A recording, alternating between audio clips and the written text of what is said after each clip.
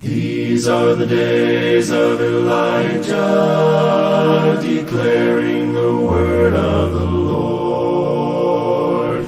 And these are the days of your servant Moses, righteousness being restored.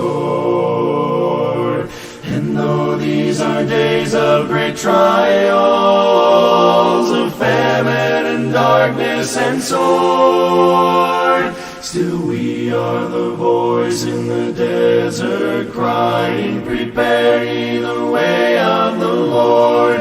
Behold, he comes, riding on the cloud, shining like the sun at the trumpet call. Lift your voice as you hear Jubilee, and now to Zion till salvation comes.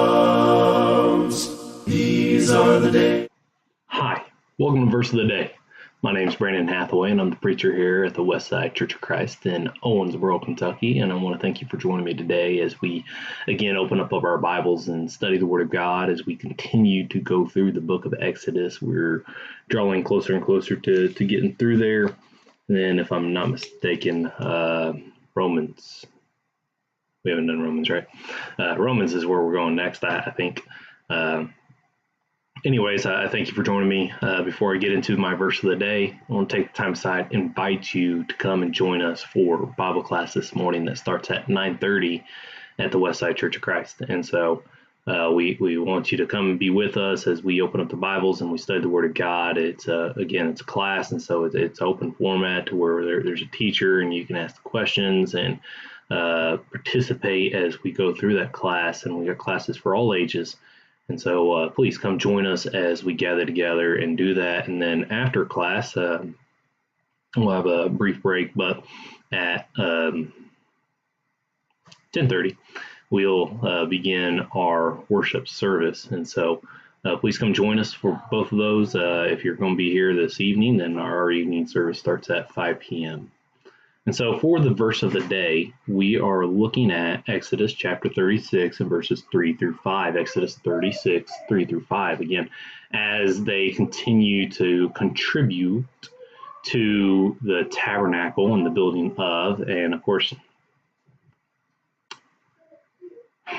in mindset of what all had taken place, they made the golden image, the golden calf, and then as they re-get these commandments, they're given the opportunity again. It's just a mindset that you're given a second opportunity to make things right with God, to do well. And again, their problem was, well, Moses isn't here. That's why they built the golden calf, and so here they're building the tabernacle so that God can be in the presence of them. And so they are so kind, so much moved. And you might say fear because of being punished, but also in the point of the appreciation of another opportunity, right?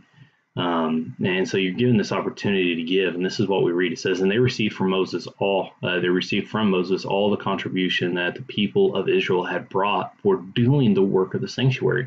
They still kept bringing him free will offerings every morning, so that all the craftsmen who were doing every sort of task in the sanctuary came, each from their task that he was doing, and said to Moses, the people bring much more than enough for doing the work that the Lord had commanded us to do. And then if you continue to read, you'll see that Moses had to actually put a stop to it for a little bit, because they had more than enough for the deed that needed to be done, for the work of the Lord that needed to take place at this time.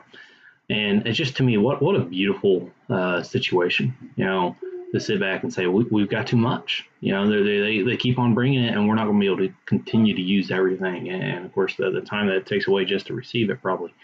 And so it's a good situation here that they were, continuously, and it says free will offering. They were willing to give this stuff to the work and to build this sanctuary for the Lord.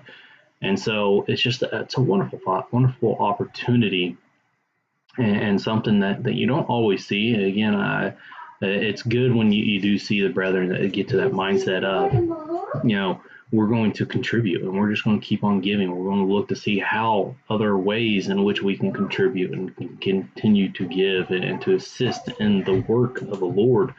And so much that congregations do get to that point. I've heard more than one congregation and work with that they get the needs, the funds that they need for taking care of the building, supporting the preacher, and this and that, and they have extra money, and so they instead of, again, we don't ever get to a point that we have to stop as Moses did there. And again, I don't think Moses was necessarily for that task, yes,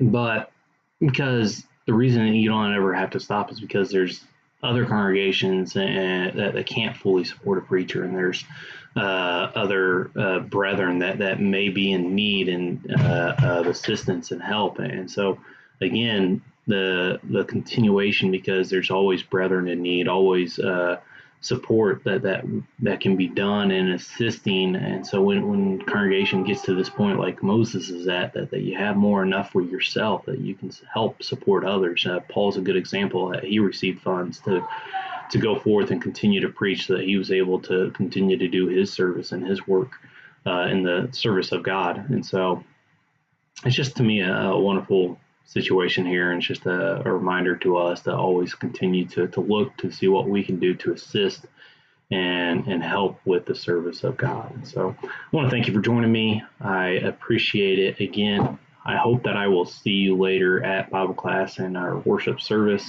And if the Lord is willing, I will talk to you later.